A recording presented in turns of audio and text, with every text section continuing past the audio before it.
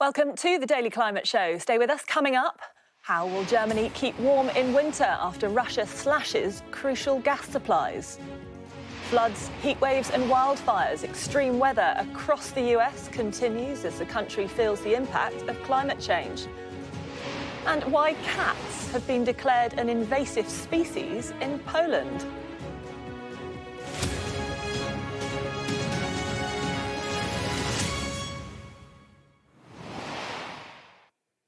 Welcome to the Daily Climate Show, where we track the changes happening to our world, hear from those affected and report on the race for solutions. Now, energy prices in the UK could reach nearly £4,000 a year after Russia curbed gas supplies to Europe. The warning from utilities consultancy BFY comes as EU countries move to reduce their reliance on Russian gas. It's after Gazprom halved gas supplies to Europe in Germany. In Germany, Russia has been cutting flows to the country, with it now operating at less than a fifth of its normal capacity. The move, which Russia says is due to pipeline maintenance, is being seen as further escalation of an energy standoff between Moscow and the European Union that will make it harder and costlier for the bloc to fill up storage ahead of the winter heating season. Well, we can talk now to our Europe correspondent, Adam Parsons, who is in Cologne. Adam, thanks for joining us. It's a really tricky time for Germany, isn't it? Because, not least, because they are switching off their nuclear power plants by the end of the year. Exactly right. They have found themselves in something of a bind here. You have to go back over quite a few years of German energy policy, and it's not pretty reading. They absolutely said, Angela Merkel said, we are getting rid of nuclear power after the Fukushima disaster, and they're pressing on with that. Trouble is, they've also been very reliant on Russian gas. Well, that turned out to be a bad idea. Remember, they built Nord Stream 2, that pipeline that was never opened. And, of course, they are still using a lot of coal, not just any old coal, but lignite, really dirty, grubby coal. So that's the energy mix they find themselves in at the moment. The other bit of that was Nord Stream, the original Nord Stream 1 pipeline that connects Germany to Russia, and that is the one that Gazprom is now dialing down. There are those who think that eventually Gazprom might switch that one off entirely. And Germany is in a bit of a panic because it relies on that Russian gas. Yes, it's trying to find other ways of filling the gap, of investing in renewable energy and trying to get oil and gas from other countries. But the bottom line is it hasn't plugged the gap yet, so it is nervously watching that Nord Stream pipeline and seeing about the flows. But at the same time, it's trying to find ways of reducing the use of energy, and that's what brings us to places like Cologne, where a raft of measures are being brought in. Street lamps are being dimmed at night, for instance. Swimming pools are not being heated in the way that they normally would be. We've been out to see a housing estate where now the thermometer is being turned down. The heating is not going to rise as high as it had done previously. Now, clearly, if you live in a place like that, A, you might be annoyed at the heating, and B, we spoke to plenty of people who say they're worried about uncertainty, about what comes next. Well, what is likely is higher bills in Germany as anywhere else. Lots of pressure on the government to do something about it. Maybe, as in Britain, pressure to strip away some of those green levies. Now, remember, the Green Party here is part of the coalition. Today, we had confirmation that 25 billion euros was going to be put into a climate fund. They have talked a good game about embracing environmentalism, but they did that before this huge looming energy crisis. Adam Parsons in Cologne in Germany for us. Thanks very much for that. Now, environmental campaigners say much more time needs to be given to the climate crisis in the Tory leadership contest. Organisations, including the World Wildlife Fund, Greenpeace and the Green Alliance, are calling for the candidates to be better tested on their climate credentials. It comes as Business Secretary Kwasi Kwarteng, who's backing Liz Truss, says climate issues are being taken seriously after the US climate envoy, John Kerry, warned the leadership hopefuls not to jigger with net zero plans by slashing green levies. We've got energy prices that have gone through the roof. They're global. It's a global issue. Gas prices have gone through the roof. We've got Russia invading Ukraine. We've got Russia threatening to turn off the gas supply to large parts of Western Europe. And in that context, Liz Truss is saying we've got to look at the energy mix, we've got to look at the costs, And we may have to suspend green levies as a consequence, because this is an extraordinary time. Let's bring in our political correspondent, Ali Fortescue. Ali, what do we know about the Tory hopefuls' climate credentials so far? What's been discussed?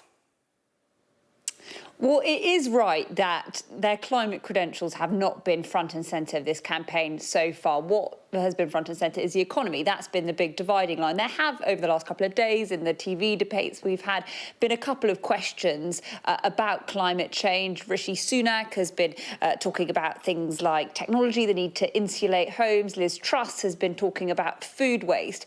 But really, I think there is pressure on them for there to be more commitments and more clarity on how they want to tackle climate change.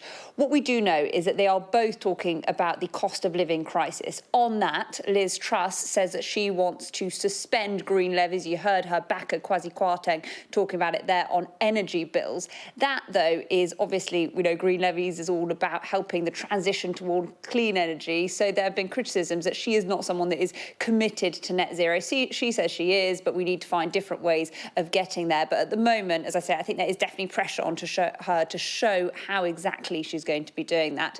Rishi Sunak, he overnight has been talking about cutting VAT on energy bills. It's been criticised as a U-turn because he previously was criticising Labour when they suggested a similar policy. But today the IFS are warning that maybe that will have an impact too, because could that drive up energy use? So there are questions when it comes to their climate commitments and what they are saying about how they plan to solve the big issue of the cost of living crisis.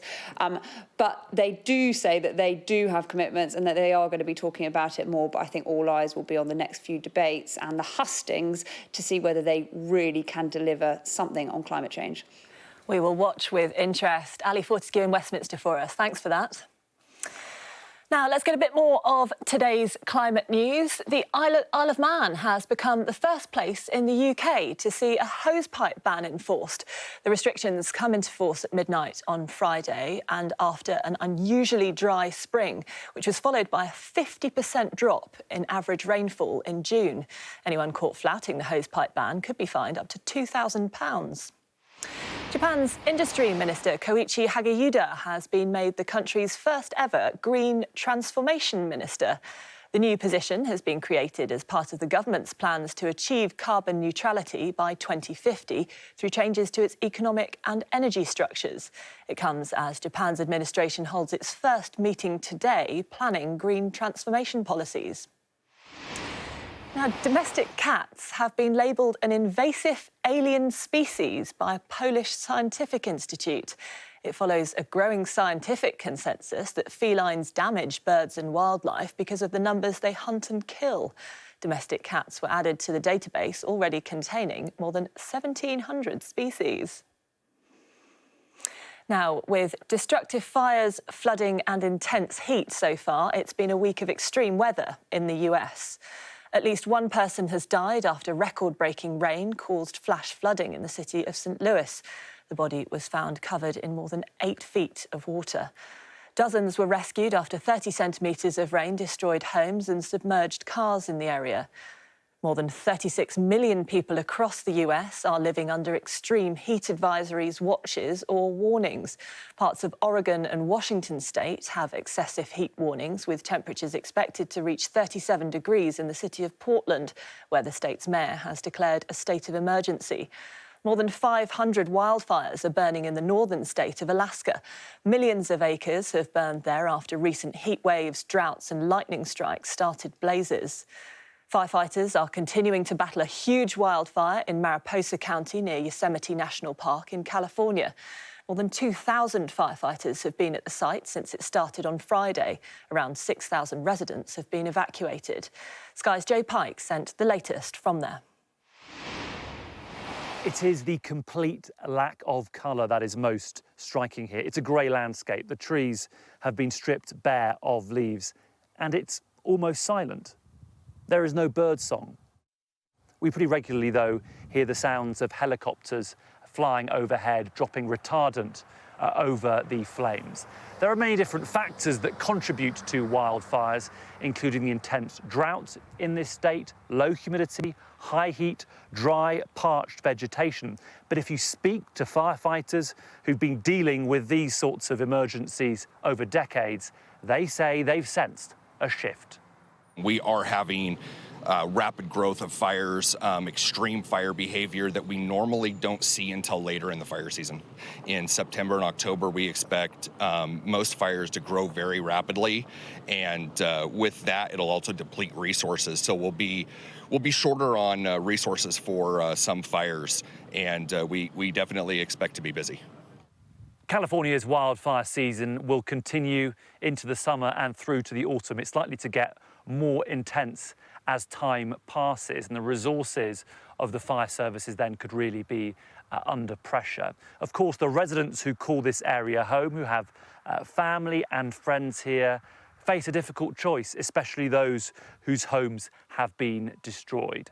Do they try and leave and start a new life elsewhere, or do they try and rebuild, knowing that all of this could happen again? Kew Gardens has secured a multi-million-pound investment to help fund its research into climate change and how to solve the global food crisis.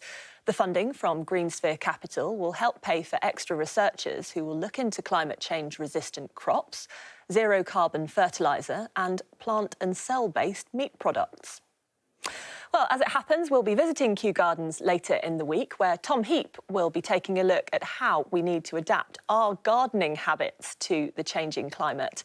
And Tom can put your questions to an expert. Just scan the QR code on your screen right now to submit a question, and we'll do our best to give you an answer on The Climate Show with Tom Heap on Saturday and Sunday at 3:30 and 7:30 p.m. That is all from us today. Thanks very much for watching. We'll see you soon.